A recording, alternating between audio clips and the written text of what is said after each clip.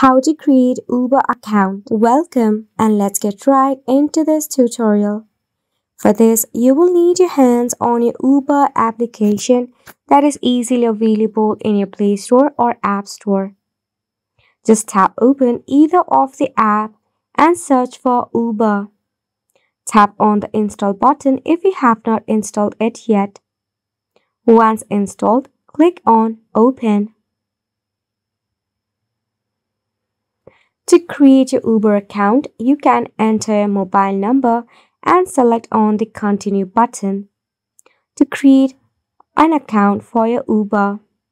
Then just enter the OTP code sent to the designated number.